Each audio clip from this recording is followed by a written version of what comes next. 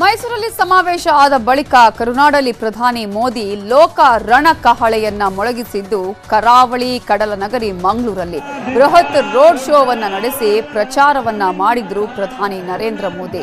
ಬ್ರಹ್ಮಶ್ರೀ ನಾರಾಯಣ ಗುರು ಪ್ರತಿಮೆಗೆ ಮಾಲಾರ್ಪಣೆ ಮಾಡುವುದರ ಮೂಲಕ ಸುಮಾರು 2 ಕಿಲೋಮೀಟರ್ ರೋಡ್ ಶೋ ಮಾಡಿದ್ರು. ರೋಡ್ ಶೋ ವೇಳೆ ರಸ್ತೆಯ ಉದ್ದಕ್ಕೂ ಲಕ್ಷಾಂತರ ಕಾರ್ಯಕರ್ತರು, ಅಭಿಮಾನಿಗಳು, ಬೆಂಬಲಿಗರು ಕಿಕ್ಕಿರಿದು ಜಮಾಯಿಸಿದ್ರು.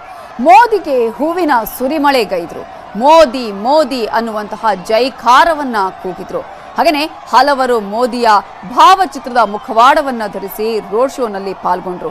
ತೆರೆದ ವಾಹನದಲ್ಲಿ ಮೋದಿಯ ಎಡ ಭಾಗದಲ್ಲಿ ಮಂಗಳೂರು ಕ್ಷೇತ್ರದ ಬಿಜೆಪಿ ಅಭ್ಯರ್ಥಿ ಕ್ಯಾಪ್ಟನ್ ಬ್ರಿಜೇಶ್ ಚೌಟಾ, ಬಲಭಾಗದಲ್ಲಿ ಉಡುಪಿ ಚಿಕ್ಕಮಗಳೂರು ಲೋಕಸಭಾ ಕ್ಷೇತ್ರದ ಬಿಜೆಪಿ ಅಭ್ಯರ್ಥಿ ಕೋಟಾ ಶ್ರೀನಿವಾಸ ಪೂಜಾರಿ ನಿಂತಿದ್ರು. ಅವರು ಕೂಡ ಮತಯಾಚನೆ ಮಾಡಿದ್ರು. ಮಾರ್ಗದುದ್ದಕ್ಕೂ ಬಿಜೆಪಿ ಲೋಗೋ ಹಿಡಿದ ಮೋದಿ ಜನರಿಗೆ ಅದನ್ನ ತೋರಿಸುತ್ತಾ ಕೈ ಬೀಸಿ ನಮಿಸಿದ್ರು. ಇದೇ ವೇಳೆ ರಸ್ತೆಯ ಇಕ್ಕೆಲೆಗಳಲ್ಲಿ ಬಿಜೆಪಿ ಹಾಗೂ ಮೋದಿಯ ಬ್ಯಾನರ್ಗಳು ರಾರಾಜಿಸಿದ್ವು.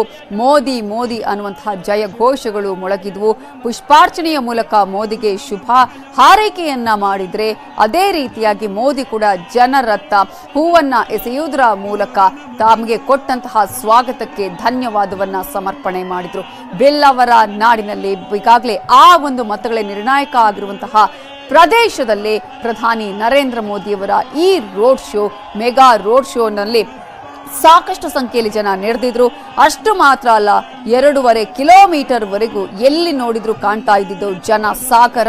ಈಗಾಗಲೇ ನೀವು ದೃಶ್ಯಗಳಲ್ಲೂ ಗಮನಿಸ್ತಾ ಇದ್ದ ಹಾಗೆ 2 ಕ್ಷೇತ್ರಗಳ ಅಭ್ಯರ್ಥಿಗಳ ಪರವಾಗಿ ಪ್ರಧಾನಿ ನರೇಂದ್ರ ಮೋದಿ ಮತಯಾಚಿಸಿದ್ರು.